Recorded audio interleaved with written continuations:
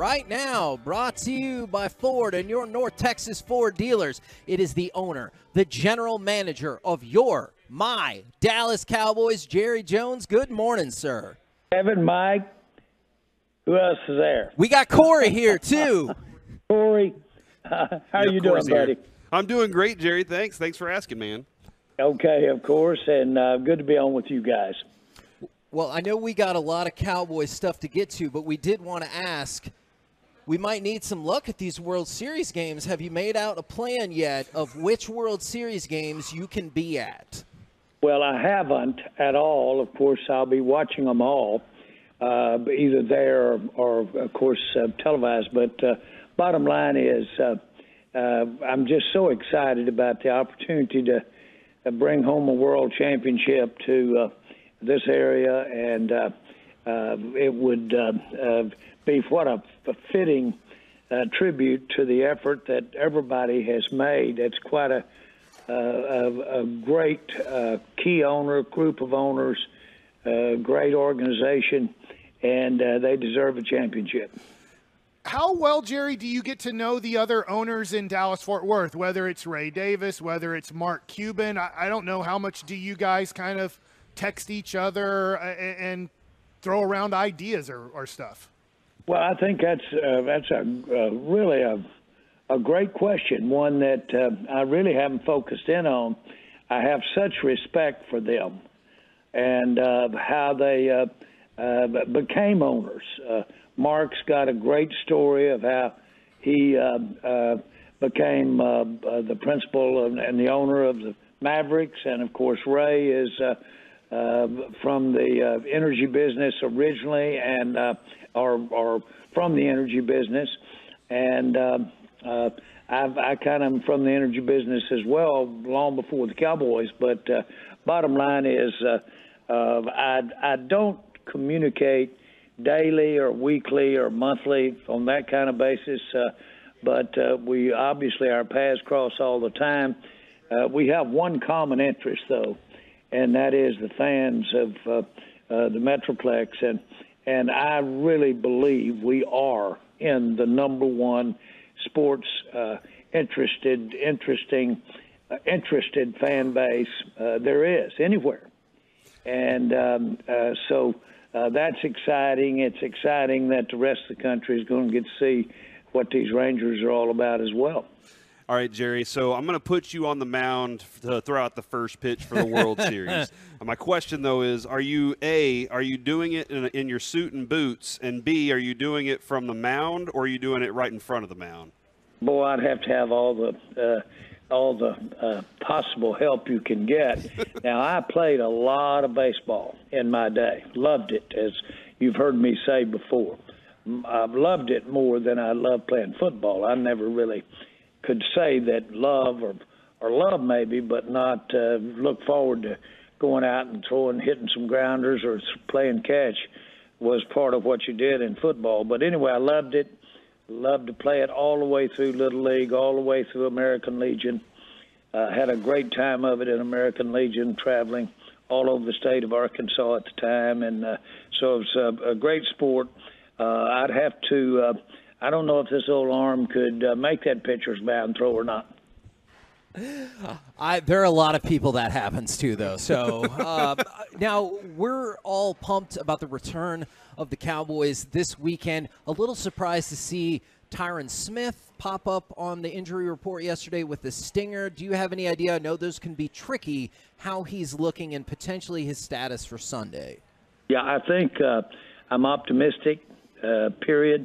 He, of course, was involved in a couple of practices out there without his he uses a neck roll to kind of keep that that neck from going in that direction a lot, and so we've got to keep that on him when he practices. He didn't have that earlier in the week, but I'm feeling good about his availability Sunday. Jerry, Mike calls Sean McVay a genius. He thinks he's a genius head coach, and he thinks he's just one of those super bright head coaches. And I was kind of curious how you would describe Sean McVay in a manner or is there another way that the NFL circle looks at him? Well, I know I would concur with Mike.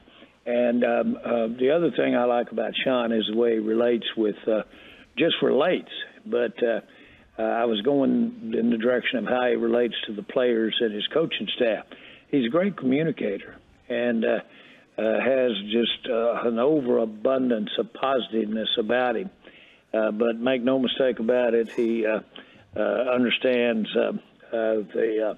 has a gift for, I think, schemes, has a gift for ideas, has developed a lot of confidence over the years, and is amazing for his age.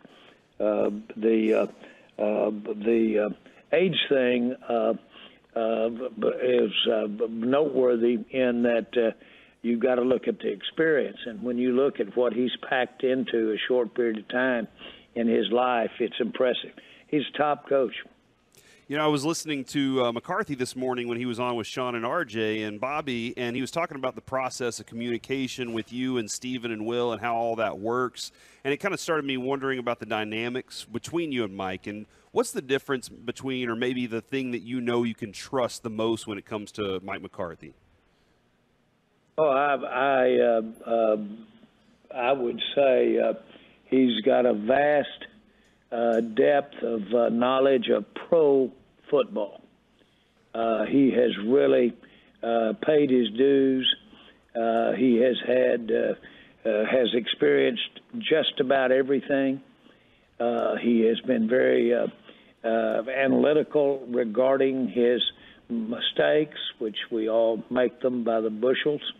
But he's always been pragmatic about addressing ways that aren't working around the team, which are always numerous.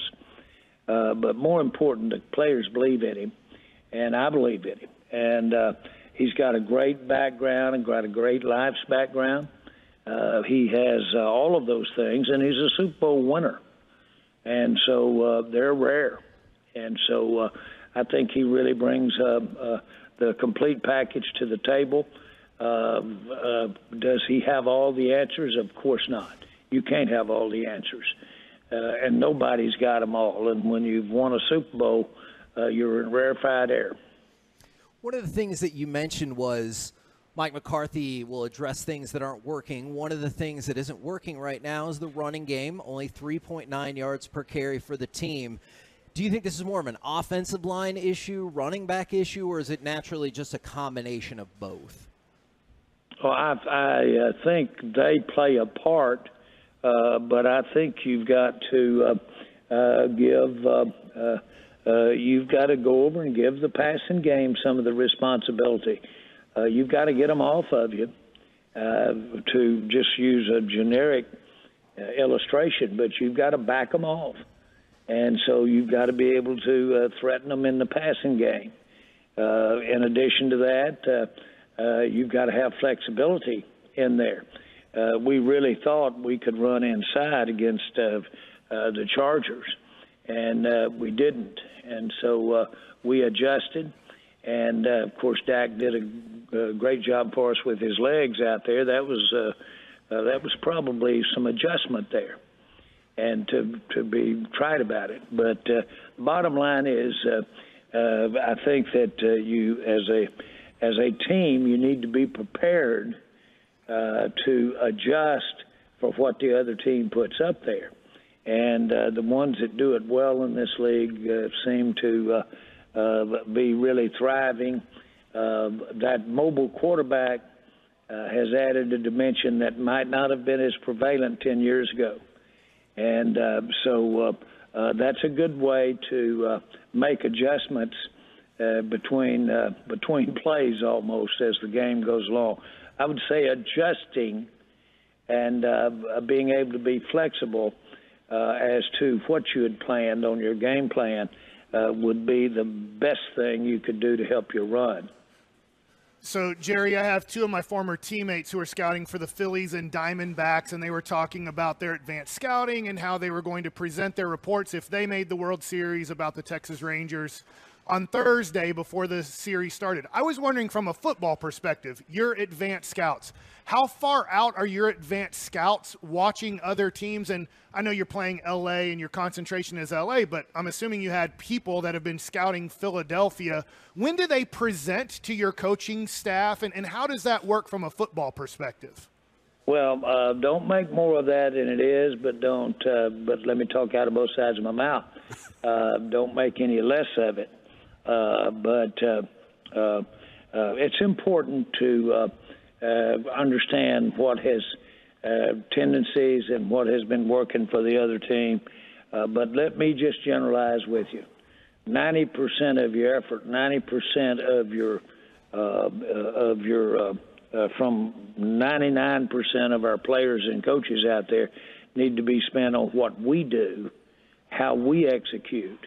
If we'll do what we do right and make the basic adjustment just as to philosophically how the Rams are planning on stopping us or the Rams are planning on running against us, if we'll just generalize that rather than specific that, but be specific about how we block, specific about how we tackle, specific about how we know our assignment, that's the big adjustment right there.